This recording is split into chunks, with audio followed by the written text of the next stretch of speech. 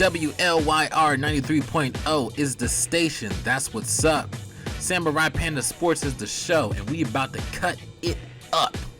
Now, this is your NFL playoff picture, presented by yours truly. Let's just get to the seeding real quick and everything so we have an idea of what we're working with.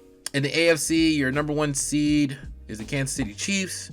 They have a bye, so they're not playing this weekend. Number 2, Buffalo Bills. Number 3, Cincinnati Bengals. Number 4, Jacksonville Jaguars. Number 5, LA Chargers. Number 6, Baltimore Ravens. Number 7, Miami Dolphins, somehow. In the NFC, we have number 1, the Philadelphia Eagles. They are on a bye. They're not playing this week either. San Francisco 49ers at the 2 seed. 3 seed is the Minnesota Vikings. Number 4, the Tampa Bay Buccaneers. Number 5, the Dallas Cowboys. Number 6, the New York Giants. Number 7, the Seattle Seahawks. As I mentioned, the Chiefs and Eagles are on a bye, so they're not playing this week, that glorious number 1 seed. And everybody else goes at it this weekend. So let's just dive in real quick. So first up is the San Francisco 49ers and the Seattle Seahawks. Now, 49ers have been a juggernaut all year. Defense is elite. Weapons on offense. Brock Purdy has been balling out of control, but he's still a rookie. We'll see what happens. The weather is supposed to be awful, so we'll see how he handles the rain. But the 49ers, they've been crushing it. You know, you see the record 13-4. The Seattle Seahawks, on the other hand, started out great, riding high. Ever since the Germany game, they kind of been stumbling everywhere. Not sure what's been going on. They kind of got back on track a little bit. Snuck into the playoffs because they beat the Rams. Personally, I think Detroit should be in here. Geno Smith has been balling out of control this year. I think he finished first in the league in passer rating or passer completion. I got the 49ers winning this. I think it's going to be a lot of points scored in this game, but the Seahawks will make it interesting. Pete Carroll is not going to lay down like a plank. The Seahawks are going to fight. I would probably give Seattle the edge if it was in Seattle, but it's in Santa Clara, and that Niners defense is just relentless. So it's going to be an entertaining game. This might be the best game of the week. Yep, I got the Niners. I don't have a final score. Do I like the spread on this? Not really. Yeah, the spread is 10, so 9.5 really. I think the Seahawks are going to cover. Point over under 42. I would take that.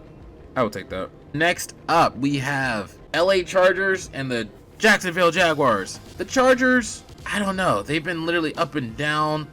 Justin Herbert, yeah, he's a baller, but just haven't seen his arm. I don't know if they've just been nursing it all year because of that, week 2 injury with the ribs and everything. I don't know. The Chargers, they got a powerhouse offense. Their defense is a little suspect, but down the stretch, they've been playing a little bit more cohesive. Yeah, that's the Chargers. Chargers, they're going to charge. They still finished 10-7, which was like, On the other side, you got the Jacksonville Jaguars, who are on fire right now. Trevor Lawrence has been balling out of his mind. That defense has been showing up. That game against Tennessee to clinch the division, boy, they balled out of control even when the offense wasn't on point. But I think Trevor Lawrence and Christian Kirk, Travis Etienne, Marvin Jones, Zay Jones, I think they're going to show up. Evan Ingram's been balling out of control. They scraped by, but honestly, I think they're going to pull this one out, man.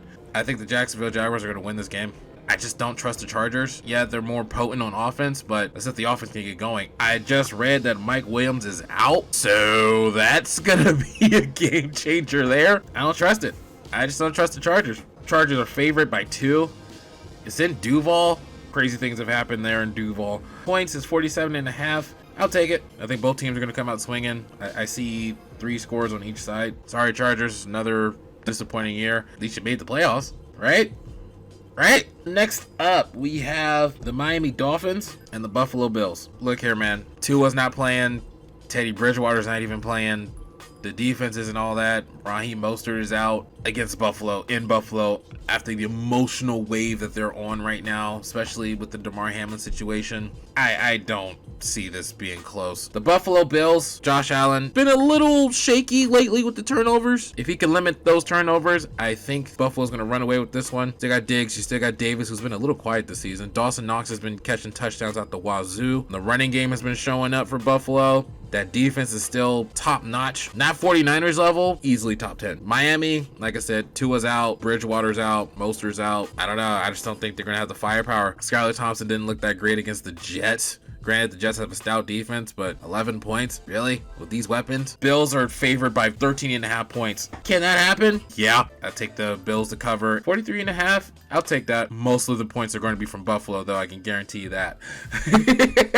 Coming up next, you have the New York Football Giants going to Minnesota to face the Vikings. The Vikings, 13-4, but really? Are they really 13-4? Look, they have literally the worst passing defense in the league. I know they have a great offense. Dalvin Cook's no joke. Justin Jefferson is a freaking monster.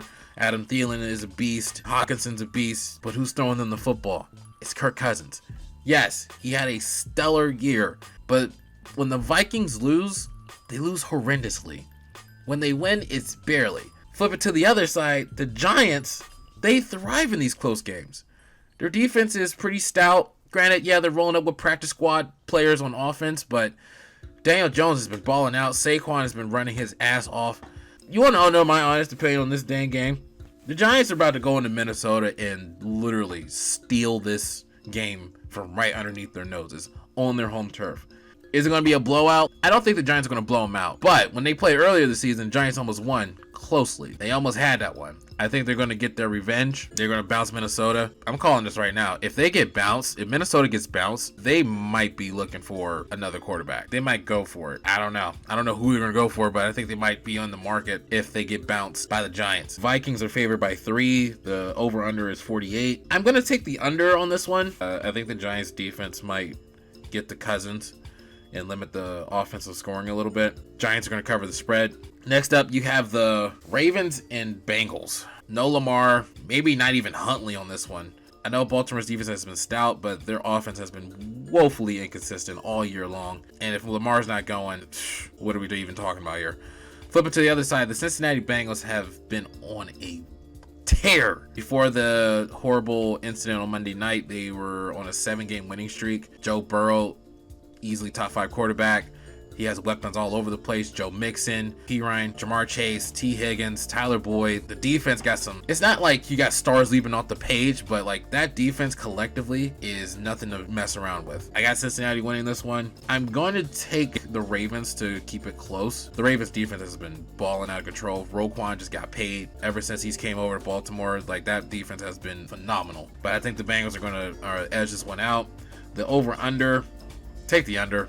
Lamar's not playing. 40.5 right now. Take the under on this one. Unless you think Cincinnati's going to like literally put up like almost 50 points. Last but not least, what I think is everyone's game of the week. Dallas Cowboys heading into Tampa Bay to face the Buccaneers. Tampa Bay, somehow they won the division with a losing record. Brady is worst statistical season in his career. Defense hasn't been really good. The running game has been awful, but it's still Brady. They're in the playoffs. It's Brady in the playoffs. There's a chance. Flip it over to the Dallas Cowboys. Wow. What the hell was that against the Commanders? Sam Howell? You let Sam Howell do that to you? Sam Howell. Jeez Louise. This team has been crazily inconsistent this whole entire year. 12-5 is an overstatement. Honestly, they should be worse than that. Not to mention Tampa Bay beat them in week 1. They barely escaped by the Texans. They got smoked by the Jaguars. Dak has been literally been throwing picks all over the place this season. Zeke hasn't been balling. Like, I don't know what this team is. The defense has been like sleeping at the wheel. Hopefully they get it together. I'm going to be honest with you guys. I got Tampa winning this game. I just don't trust Dallas. I just can't. How can you? The over-under on this is 45.5. I'll take that over. Now, would I be surprised if Dallas wins this game? No, I wouldn't, because they have the talent to do so, and they should win this game. But the games that the Cowboys should win, lose in embarrassing fashion. And as a Steelers fan, I am hoping that they do. But yeah, that is your playoff picture. After the Super Bowl, I plan on having a grade book for all the teams this year. I figure I'd wait till after the Super Bowl because playoffs are still playoffs, so the season isn't technically over yet. WLYR 93.0 is the station. That's what's up. This is Samurai Panda Sports. That's the show. Don't get cut. This is Lyricist the Kid signing off, and we out.